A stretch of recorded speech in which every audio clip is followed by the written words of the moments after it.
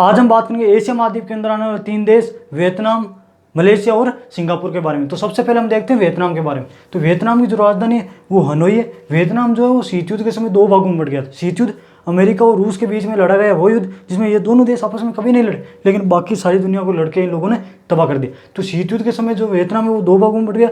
उत्तरी वियतनाम के जो लोग थे वो रूस और उसके समर्थी साम्यवादी देशों के पक्ष में चले गए, और दक्षिण वियतनाम के जो लोग थे वो अमेरिका और उसके मित्र राष्ट्रों के पक्ष में चले गए। जिस प्रकार कोरिया 2 भागों में नहीं बटा था क्या, उत्तरी कोरिया और दक्षिण कोरिया, उसी प्रकार वियतनाम जो है, वियतनाम के जो उत्तरी भाग के जो लोग थे वो रूस और उसके समर्थी साम्यवादी देशों के पक्ष में चले गए, और दक्षिण वियतनाम के जो लोग थे वो अमेरिका और मित्र राष्ट्रों के पक्ष में चले गए। और इन दोनों वियतनामों को जो अलग करती थी रेखा उसे कहा गया 17 डिग्री समांतर रेखा। तो ये भी याद रखना, उत्तरी वियतनाम और दक्षिण वियतनाम को कौन सी रेखा अलग करती थी, तो 17 डिग्री समांतर रेखा जो है वो उत्तरी वियतनाम और दक्षिण वियतनाम को अलग करती थी। अब हम देखते हैं वियतनाम युद्ध के बारे में। तो वियतनाम युद्ध क्या था, तो उत्तरी वियतनाम और दक्षिणी वियतनाम के बीच ये लड़ा गया था। ये युद्ध जो है 1955 से 1975 यानी 20 सालों तक ये युद्ध चला था। ये युद्ध सामान्य युद्ध की तरह ये युद्ध भी लड़ा जा रहा था, लेकिन आग में घी का काम किया छोटे से देश लाओस ने क्या किया कि उत्तरी वियतनाम के जो समर्थी देश थे उनको कह दिया कि आप मेरी ज़मीन पे आके युद्ध लड़ सकते हो। जैसे ही ये खबर अमेरिका को पता चली, अमेरिका पूरी तरह बौखला गया, और अमेरिका ने अपनी वायुसेना को आदेश दिया कि आप जाके जितने बम हो सके उतने लाओस और वियतनाम की धरती पर बरसो। कहा जाता है कि इन 20 सालों में अमेरिका ने कम से कम 27 से 28 करोड़ बम इन दोनों जगहों पे बरसाए। इस युद्ध में 30 लाख से ज़्यादा लोग मारे गए, जिसमें 30,000 जो है वो अमेरिकी सैनिक थे। फिर अमेरिका के तत्कालीन राष्ट्रपति, जिनका नाम था रिचर्ड निक्सन, वो जो है वो अमेरिका के लोगों और अंतर्राष्ट्रीय दबाव में आके अपनी सेना को वापस अमेरिका बुला लेते, और इस प्रकार से ये 20 सालों से चला रहा विध्वंस का जो युद्ध था उसकी समाप्ति होती है। इस युद्ध के बाद वियतनाम के एक व्यक्ति थे जिनका नाम था हो ची मिन्ह, इनका याद रखना इंपॉर्टेंट आदमी है ये। हो ची मिन्ह ने इस युद्ध के बाद उत्तरी वियतनाम और दक्षिणी वियतनाम को वापस एकजुट करने में महत्वपूर्ण भूमिका निभाई थी। तो इस वियतनाम के बारे में और देखें तो वियतनाम के पास 2 द्वीप है, एक तो पार्सेल एक स्पेटल। इन दोनों द्वीपों पर जो है अभी भारतीय जो ऑयल कंपनी है ONGC वो यहाँ पे तेल निकालने का काम कर रही है।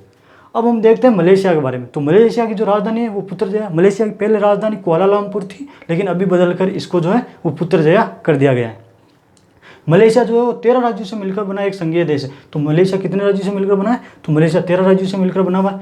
1957 में ये इंग्लैंड से स्वतंत्र हुआ था। ये गोरे बहुत खतरनाक है भाई। हर दूसरे तीसरे देश में हम देख लेते हैं ये इंग्लैंड से इस साल में आज़ाद हुआ। ये गोरे बहुत खतरनाक है भाई साहब। तो 1957 में ये इंग्लैंड से स्वतंत्र हुआ था। मलेशिया 2 भागों में बटा हुआ है। तो मलेशिया जो है वो 2 भागों में बटा हुआ है। पश्चिमी जो मलेशिया है वो मलाया प्रायद्वीप पर स्थित है, और मलेशिया का जो पूर्वी भाग है वो बोर्नियो द्वीप पर स्थित है। मलेशिया का जो रबड़ उत्पादक में बड़ा देश है, यानी रबड़ मामले में मलेशिया पूरे विश्व में सबसे ज़्यादा रबड़ का उत्पादन करता है, और जो मलाया प्रायद्वीप है मलेशिया उस पर सबसे ज़्यादा रबड़ मलेशिया उत्पादित करता है। अब हम देखते हैं सिंगापुर के बारे में। तो सिंगापुर की जो राजधानी है वो सिंगापुर सिटी है। इस प्रकार सारे देशों की राजधानी होना तो अच्छा रहेगा। जैसे सिंगापुर की राजधानी सिंगापुर सिटी, मलेशिया की राजधानी मलेशिया सिटी, वियतनाम की राजधानी वियतनाम सिटी, याद करने में भी आसानी रहेगी, लेकिन ऐसा करते नहीं है। तो सिंगापुर की राजधानी सिंगापुर सिटी है। सिंगापुर जो है वो 1965 में मलेशिया से स्वतंत्र हुआ था। तो सिंगापुर मलेशिया से कब स्वतंत्र हुआ, तो 1965 में ये मलेशिया से स्वतंत्र हुआ।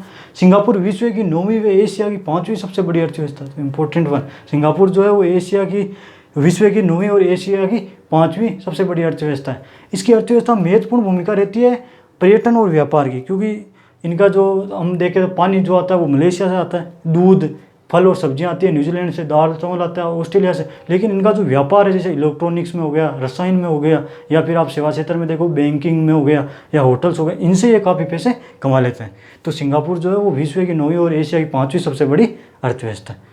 तो आई होप कि ये चीज़ें आपको समझ में आई होगी। अगले वीडियो में बात करेंगे एशिया के बाकी बचे देशों के बारे में। तब तक के लिए जय हिंद। आप लीजिए इसका स्क्रीन शॉट।